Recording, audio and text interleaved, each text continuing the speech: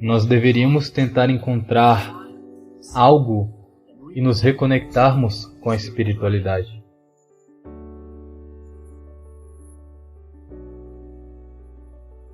Anestesia não tem nada a ver com consciência. A consciência existe até mesmo quando não existe corpo. Você tem o instrumento necessário para experienciar isso? Isso se tornará um ponto de acesso.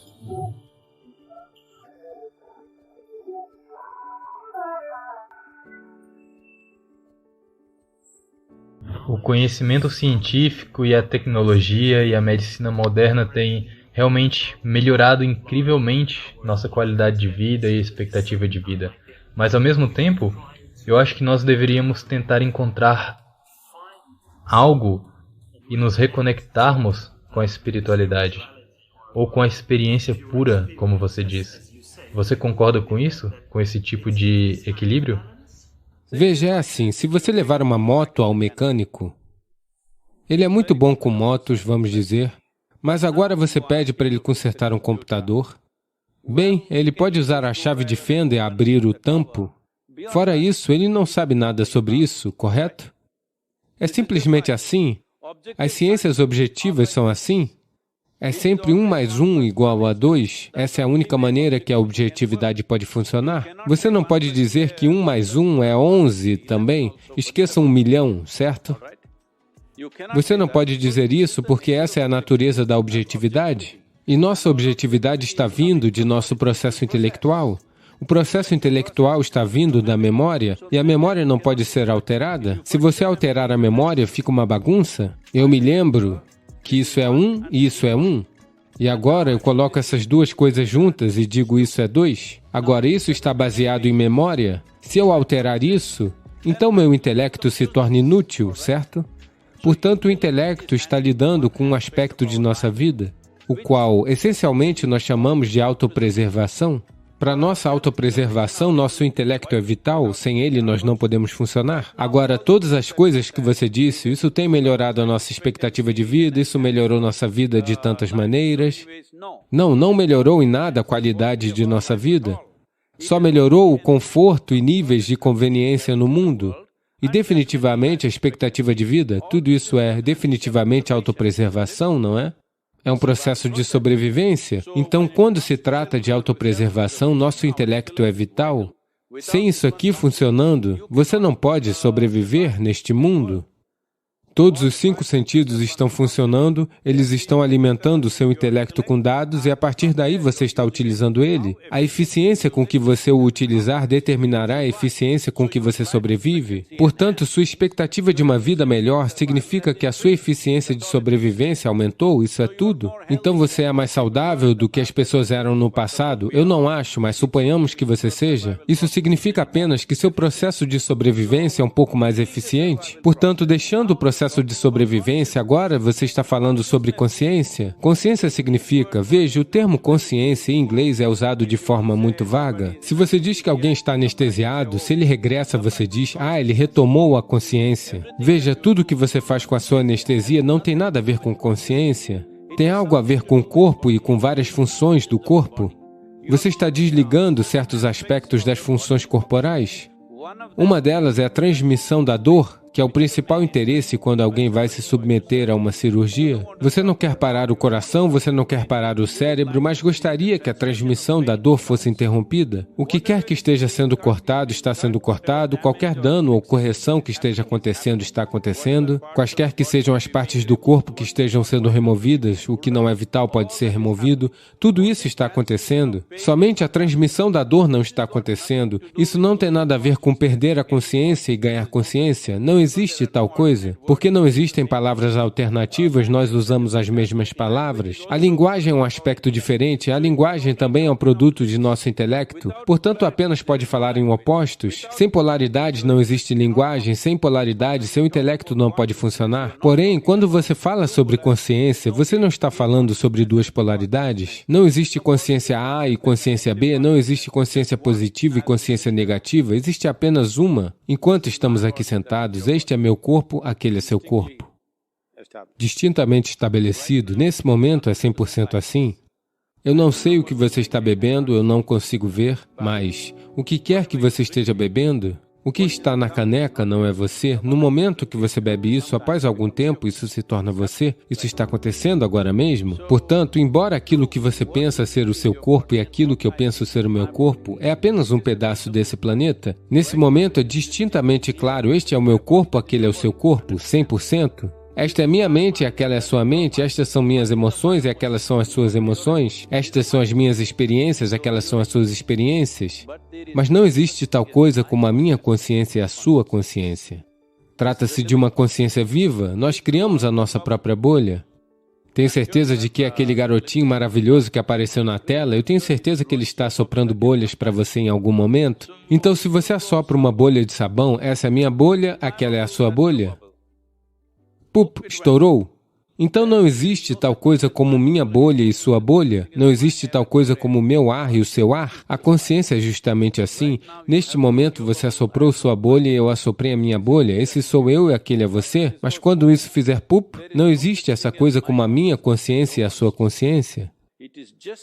Apenas a criatura humana neste planeta é quem possui a capacidade neurológica e a sofisticação do mecanismo que, se permitissem, poderiam acessar essa dimensão da consciência. Nenhuma outra criatura é realmente capaz de acessar isso. Isso não quer dizer que não exista consciência nelas. Sem isso, o processo de vida não poderia acontecer. Existe consciência até mesmo quando não existe corpo, certo? A única coisa é que você precisa de uma certa sofisticação instrumental para acessar isso, que é o mecanismo humano.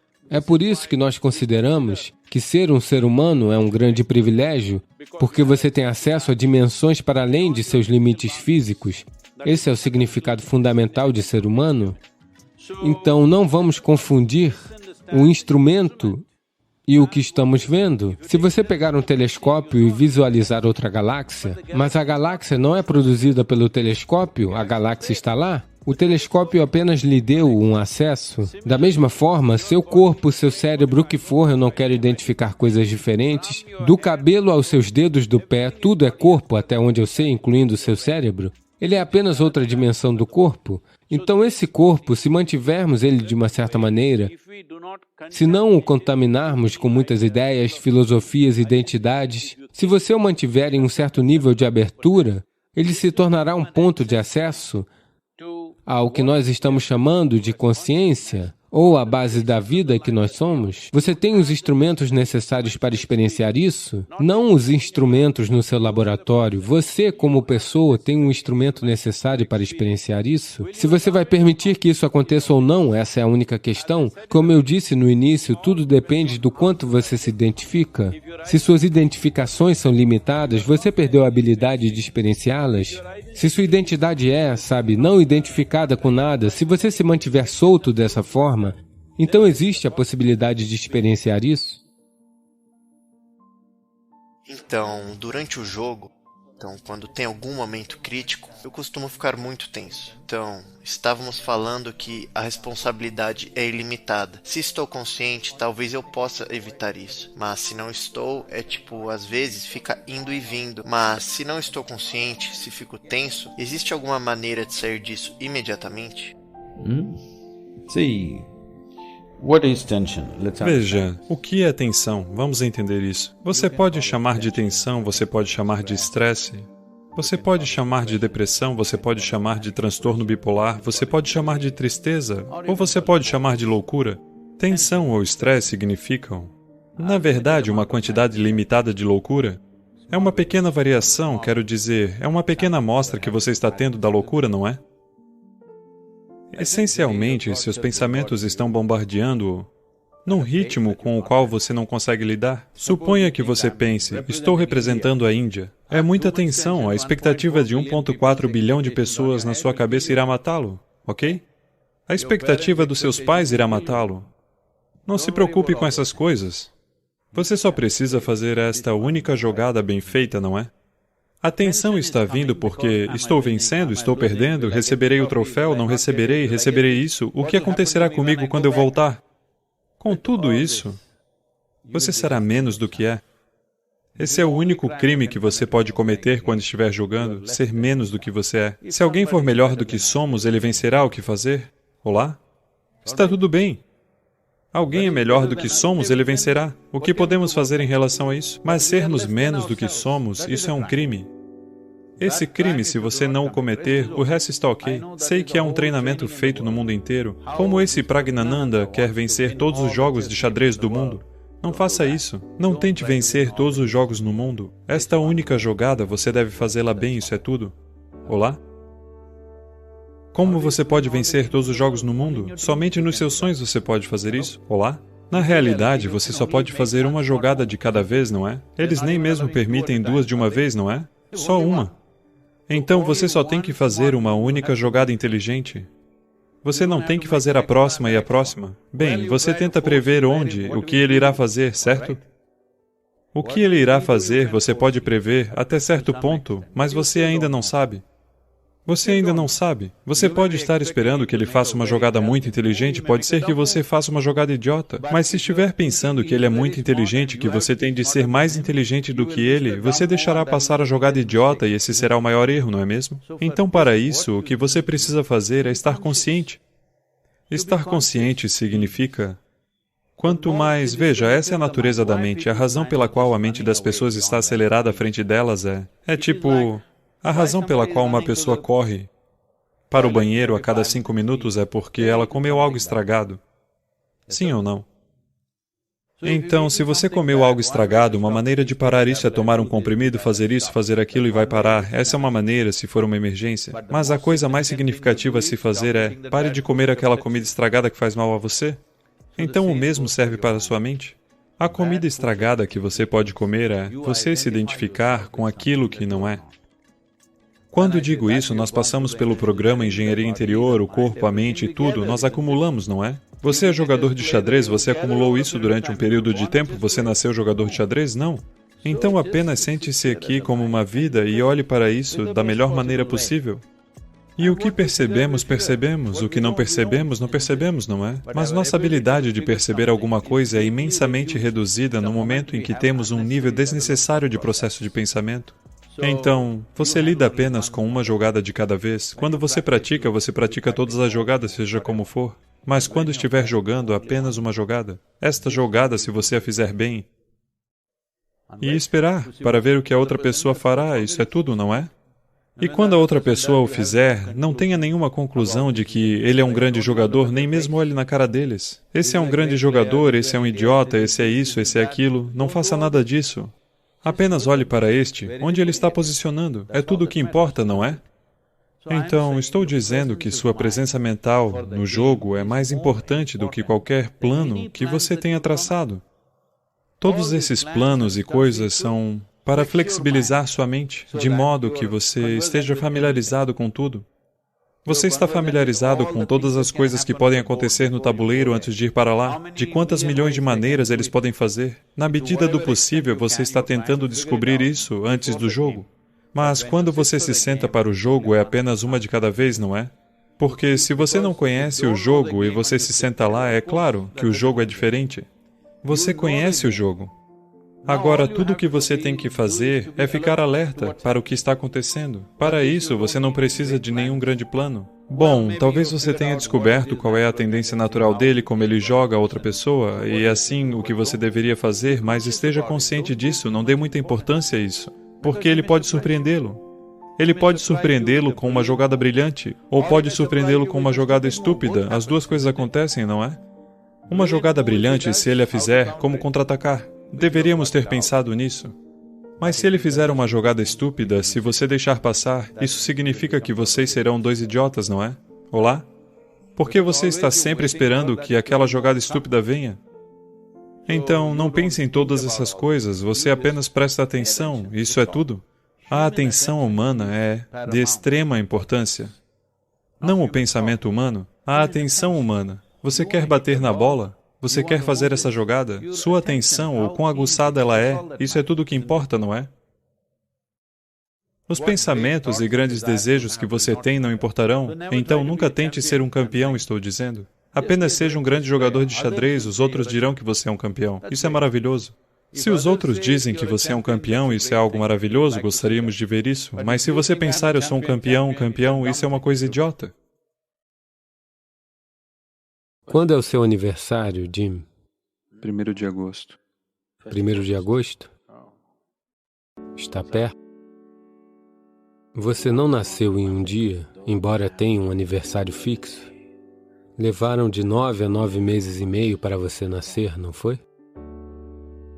Da mesma maneira, quando você não morre em um dia. Você morre lentamente.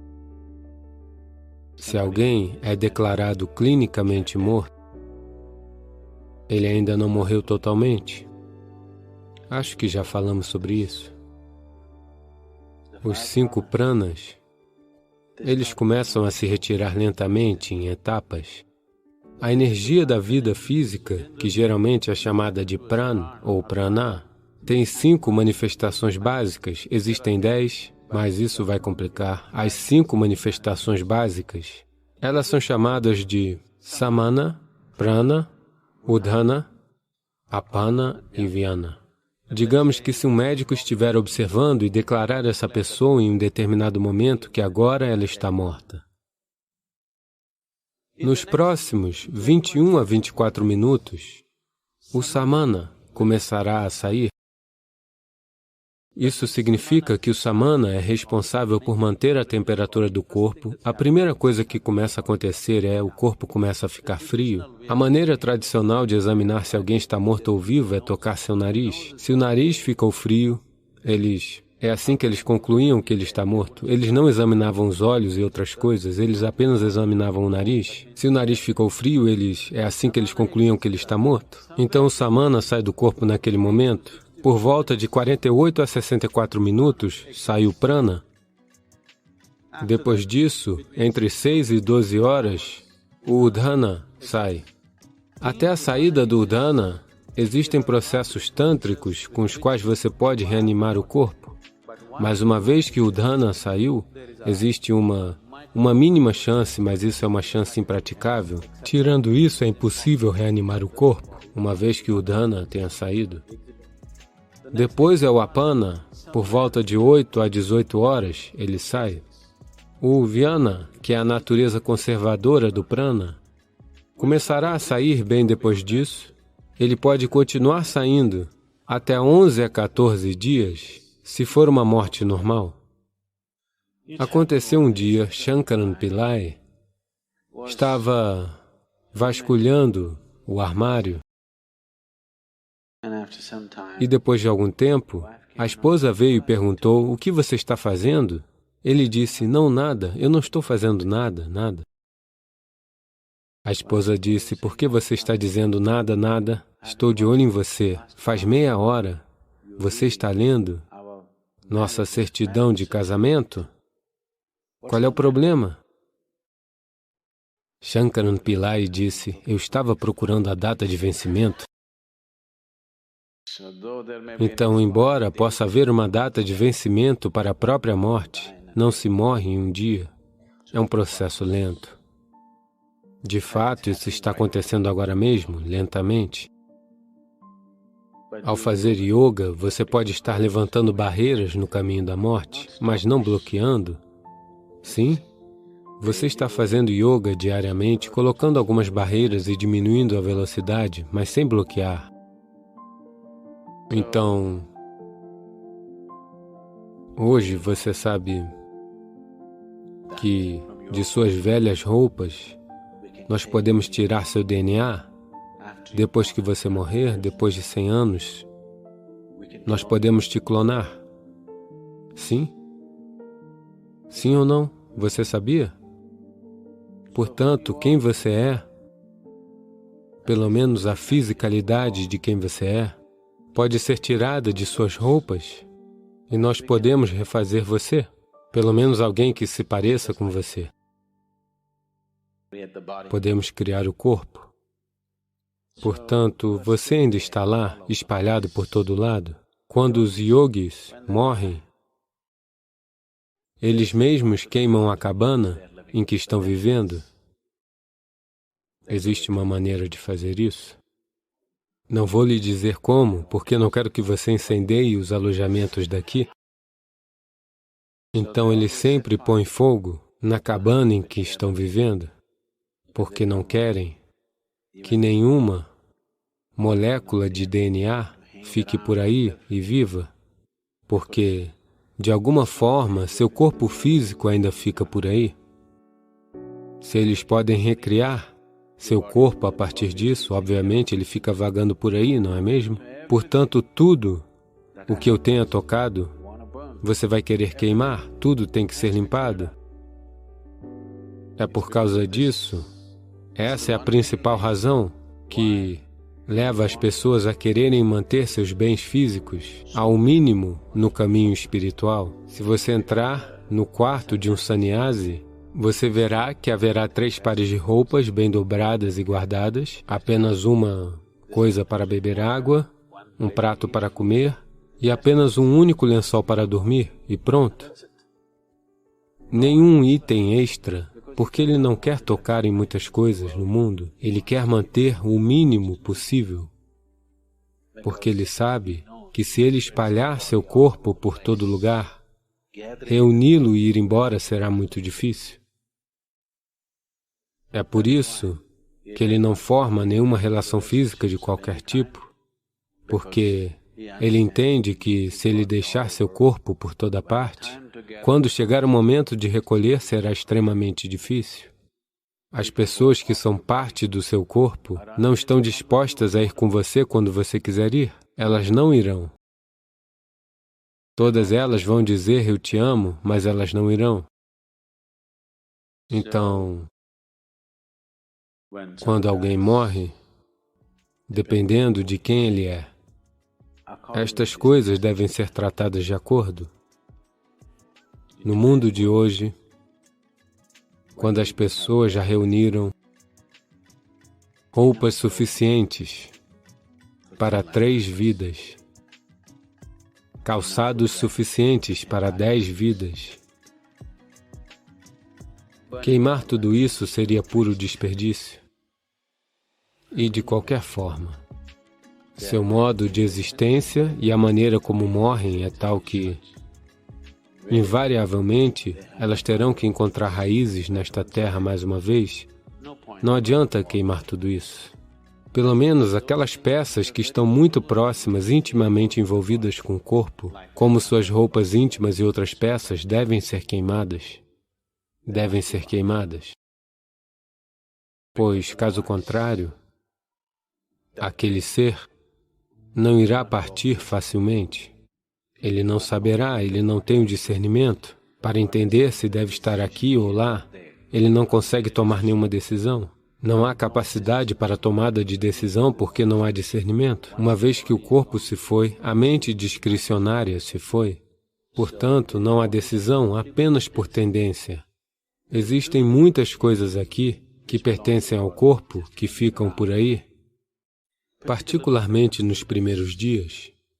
Portanto, em sua casa, se houver muitas roupas usadas, que é o problema com o mundo ocidental novamente, por causa do tipo de roupa e da estrutura da sociedade, as coisas são de uma maneira que você pode estar usando um casaco por 6 meses e ele talvez não seja lavado, sim? Você usa ele e pendura, porque é um país frio, e você talvez não transpire tanto, você usa e pendura lá. Isso não é possível na Índia. Se você usa algo, ele tem que ser lavado agora. A natureza das roupas, a atmosfera e as estruturas sociais são de tal forma, mas isso está mudando novamente lá também, porque a maioria das pessoas está usando roupas feitas na China e não mais as que são feitas na Índia. Então, o tipo de roupa que eles estão usando, naturalmente eles a usam e a penduram, eles não a usam e lavam. Todas essas coisas foram cuidadas, todos os aspectos foram tratados, mas estamos os perdendo em grande escala. Porque essas roupas são usadas repetidamente e penduradas. Na verdade, você pode experimentar. Bem, hoje os cães estão aí. Se você trouxer um cachorro da polícia, se você colocar 1000 jaquetas aqui, e pedir para que ele aponte qual é a jaqueta do Jim, ele simplesmente irá apontar? Sim? Não Deus, apenas um cão. Então, obviamente, quem você é está pendurado no casaco, na jaqueta, de muitas maneiras, não é mesmo? Até mesmo um cão pode ver isso. Então, uma vez que acontece dessa forma, quando uma pessoa parte e seu corpo fica ainda por aí em diversas formas, ela se torna uma habitação para vários tipos de forças. Não apenas pelas energias dessa pessoa que ficam por aí, mas por vários outros tipos de forças. Sua jaqueta é um corpo desocupado, de certa forma, o que não é uma boa maneira de deixá-la. Portanto, ou eles a lavam imediatamente. Na Índia, se forem roupas caras, eles irão lavar todas as roupas. Nos primeiros 10 dias ou 11 dias, eles lavarão todas as roupas e distribuirão em muitos lugares, nunca para um único lugar. Você não pega todas as suas roupas e as entrega para uma família. Você se certifica de que o casaco vai para aqui, as calças vão para lá, isso vai para ali, isso vai para lá, de modo que fiquem muito bem espalhadas para ter algum significado. A presença significativa não existirá mais. Caso contrário, todas as coisas que estão intimamente relacionadas ao corpo, basta queimar. Uma dessas coisas deve ser feita, ou você deve doá-las por todos os 50 estados, para que o velho não fique confuso sobre para onde ir, ou você deve simplesmente queimá-las. A confiança deve empoderar as pessoas. A confiança não deve limitar as pessoas. Essas coisas criarão expectativas que nenhum ser humano pode satisfazer. Não caia nesse tipo de confiança de coleira de cachorro. A confiança deve ser uma forma de libertar as pessoas, não é? Namaskaram, Sadhguru. Esta é uma pergunta sobre confiança. Suponha que uma pessoa rompa com a sua confiança várias vezes. Como podemos voltar a confiar nela? If you're stupid, you can do whatever you want. Se você for estúpido, você pode fazer o que quiser. Você precisa entender, confiar não significa que as pessoas tenham que se comportar da maneira que você espera que elas se comportem. Confiar significa que, independente do que elas façam, tudo bem com você.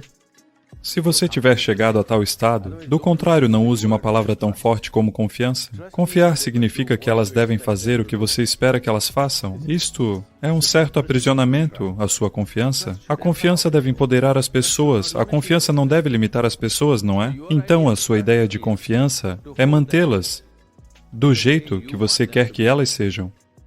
Veja, confiança, traição, isso ou aquilo funciona. Não entre nessa bobagem toda. Apenas use o seu bom senso. Veja, este é o maior erro que eles cometeram. Sempre lhe disseram para ser bom. Quando você é bom, você tem todas essas expectativas em relação aos outros. Veja, antes de tudo, eles disseram a você que Deus é bom, Deus é compaixão, Deus é amor, Deus é tantas coisas. Deixe para lá o que as outras pessoas lhe disseram. Digamos que você não saiba nada dessas bobagens vindas dos outros. Você esteve atento à criação. Você olhou cuidadosamente para uma flor. Uma coisa que você pode ver é que o que quer que tenha criado isso é de uma tremenda inteligência, não é? Sim ou não? Não necessariamente é algo tão agradável como uma flor. Preste atenção a uma formiga rastejando por aí. A maneira que ela foi criada, uma incrível inteligência ou não? Sim ou não? Mas ninguém lhe disse que Deus é inteligência. Se eles tivessem dito que Deus é inteligência, nós teríamos um mundo mais sensato. Portanto, não entrem nesse negócio todo de confiança. Maneje sua vida e seus relacionamentos de forma sensata, porque essas coisas criarão expectativas que nenhum ser humano pode satisfazer. E simplesmente dificuldades acontecerão, dificuldades intermináveis acontecerão. Confiança significa, confiar em alguém significa que o que quer que ele esteja fazendo, eu confio nele. Não, confiar nele significa que ele deve fazer apenas o que eu espero que ele faça. Isso não é confiança, isso é uma prisão discreta. Sabe? Isso ainda não chegou na Índia, talvez, mas em todos os outros lugares, eles têm coleiras para cachorro, coleiras eletrônicas, e não mais correntes. O cachorro ficará sempre ali, ele nunca sairá do limite, porque se ele cruzar aquele limite, ele levará um choque, ok? E nos Estados Unidos tornou-se muito comum, ele só corre dentro do seu quintal, ele não corre para nenhum outro lugar, sem cerca, sem corrente. Mas o cão não pode correr para fora, porque se ele pisar fora, por que vocês estão fazendo essas caras? Isso é chamado Lakshmana Rekha na Índia. Se você cruzar isso, haverá problema? Então é disso que ela está falando em nome da confiança. Se você cruzar isso, haverá problemas? Não caia nesse tipo de confiança de coleira de cachorro. Se você realmente confia em alguém, o que quer que ele faça, ele pode estar fazendo de acordo com o seu entendimento de vida? Todos estão trabalhando de acordo com sua inteligência e seu entendimento, não é? Sim. No momento, provavelmente, isso é tudo que eles são capazes de fazer. Se você puder fazê-los evoluir para um outro ponto, fantástico. Se você não puder, então você deve ver o que poderá ser feito. Mas não use tais palavras como confiança. A confiança não deve se tornar uma maneira de capturar as pessoas. A confiança deve ser uma maneira de libertar as pessoas, não é? Sadhguru, você fala tão logicamente e faz sentido para mim, mas ao mesmo tempo você está comemorando o festival religioso de Mahashivaratri de maneira grandiosa no Yoga Center. Esses festivais religiosos parecem rituais ultrapassados, então eu quero saber qual é a relevância do Mahashivaratri para os jovens. Que tipo de festival você gostaria? Primeiro de tudo, talvez apenas o Dia dos Namorados ou algo assim? Isso também é religioso, é São Valentim, certo? Então, o que é Mahashivaratri? Na Índia, existem 365 festivais em um ano. Sim. Hoje, devido a razões econômicas e à maneira como estruturamos nosso trabalho e afins, muitos deles morreram. Em grande parte, talvez cerca de 5 ou 6 estejam sendo comemorados de maneira grandiosa. Quase todos os festivais indianos estão conectados ao calendário. Queremos fazer algo que seja favorável ao que está acontecendo naquele dia no resto do sistema solar. Por que isso é importante porque o que você chama agora de meu corpo, o que é o mecanismo humano, saiu desse planeta. A maioria das pessoas não entende até que você as enterre. Elas acham que vieram de algum lugar. Não, esse corpo é... O sistema solar está funcionando como uma roda de olheiro para gerar isso. Então, tudo o que acontece no sistema solar acontece com você de alguma forma. Então, há uma observação muito aguçada do que está acontecendo hoje no sistema solar. De acordo, criamos um tipo de celebração e fazemos essas coisas específicas. Então, na noite de Mahashivaratri, especialmente no hemisfério norte, ou apenas no hemisfério norte, existe um aumento natural de energia. Toda essa energia eu não acredito. Não acredite. Apenas sente-se no litoral. Se houver uma noite de lua cheia, o oceano estará subindo? Bem, mais de 2/3 do seu corpo é água. O que faz você pensar que a água dentro do corpo não irá subir? Todos os fluidos do corpo também estão subindo. Nessa noite, se você se deitar, isso significa que quando as energias estão tentando se mover assim, você está de certa maneira obstruindo-as. Não é só que você perde benefício, mas também pode causar dano de uma maneira muito sensível. Todas essas coisas só importam para você somente quando você quer ser um ser humano pleno. Quando digo um ser humano pleno, você quer toda a faculdade que possa ser aberta em um ser humano, você quer que seja aberta. Você observa todas essas pequenas mudanças que acontecem no organismo e cuida delas. Então, você quer se sentar ereto, você quer que sua coluna fique ereta naquela noite. Quando as energias estão se movendo para cima, você quer ajudá-la a subir ainda mais, não estando deitado. Por isso, criamos o que chamamos de Jagaran, que significa permanecer alerta e manter-se ereto. Como manter as pessoas eretas? Apenas fazê-las sentar? Você acha que elas ficarão? Não, eu tenho que entreter vocês. Então, naquela noite, temos uma celebração das 6 da tarde às 6 da manhã, 12 horas sem parar, música, transe, meditação. Várias coisas estão sendo feitas para que todos fiquem alertas. Eu vou te mostrar 1 milhão de pessoas em um lugar, a noite inteira. Nenhuma pessoa vai dormir, todo mundo está ligado, ok? Aqueles de vocês que estão acostumados a festas noturnas, onde à meia-noite e meia, 1 hora, 2 horas já estão dormindo, não dessa maneira. Noite significa, a noite termina quando o sol nasce de manhã. Então até lá estaremos ligados, todos. Ele adoeceu, mas não conseguiam descobrir o que havia de errado com ele?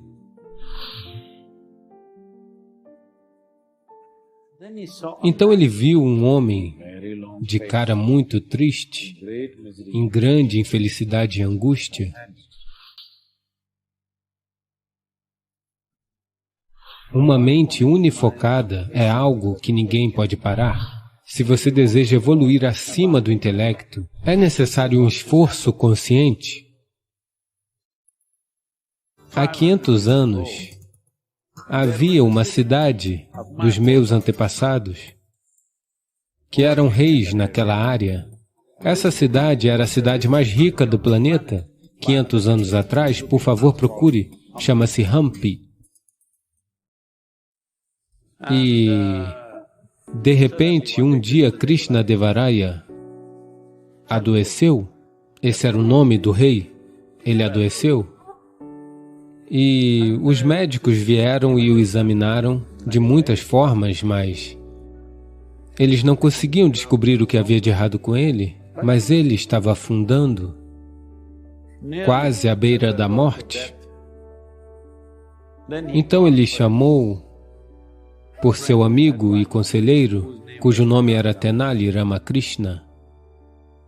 Tenali veio e ele não era médico. Ele não sabia o que fazer. Então, o rei procurou a ajuda dele, mas ele não sabia o que fazer, ele não era médico. Então, confuso, ele foi até a cidade e estava andando pelo mercado. Então ele viu um homem de cara muito triste, em grande infelicidade e angústia. Tenali foi até ele. Ei, o que há de errado? Por que você está assim? Ele disse, estou no negócio de sândalo.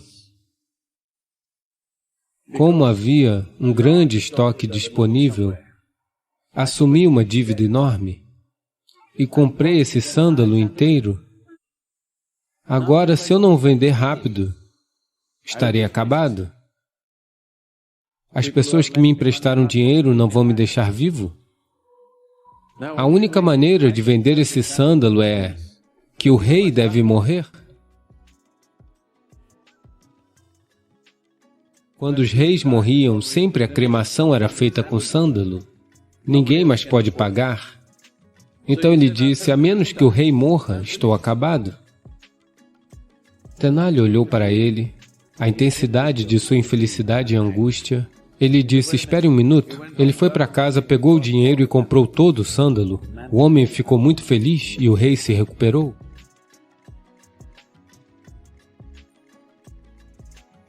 Isso não é uma piada? Você deve entender. Em momentos de raiva, em momentos de ódio, em momentos de medo e angústia, sua mente fica unifocada. Uma mente unifocada é algo que ninguém pode parar. Agora mesmo, todos estão neste modo, não conseguem focar em nada. Por isso, é uma grande confusão. Se você tem uma mente unifocada, não há nada que possa impedir isso. Este foi um dos aspectos importantes da expressão de Gautama, que ele trouxe isso para a vida das pessoas. Você pode assumir o controle da sua vida se assumir o controle da sua mente? Estou perguntando para você também, se você assumir o controle do seu processo psicológico, você está radiante? É um desafio?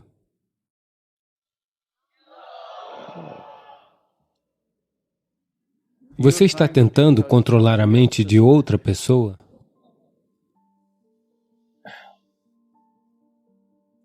Um dia, Shankaran Pillai e sua esposa foram à conselheira matrimonial.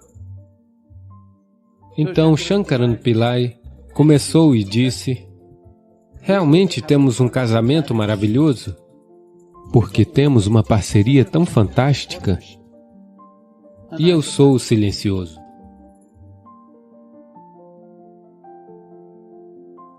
Então, todo esse processo de elevação acima da mente, que significa um Buddha, tornar-se um Buddha, você deve entender, esse não é o nome dele é Gautama Siddhartha. Buddha é um estado. Isso significa que se você estiver acima do seu intelecto, você é um Buda.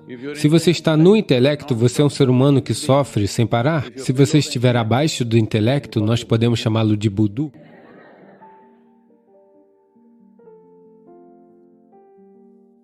Assim, com a evolução, como criaturas, estávamos abaixo do intelecto. Lentamente, nós evoluímos para o intelecto.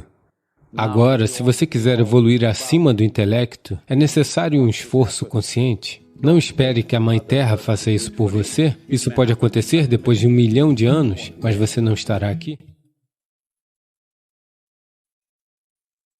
Você deveria baixar um aplicativo que temos, é um aplicativo gratuito, qualquer um pode baixar, é chamado de Sadhguru App. Aqui existe uma prática chamada Isha Kriya.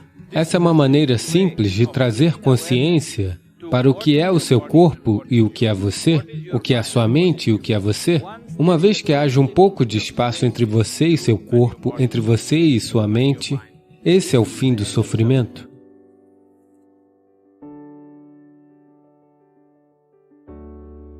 Nos vemos em breve para mais descobertas e aprendizados. Não se esqueça de se inscrever e convidar seus amigos para fazerem parte dessa comunidade de crescimento mútuo.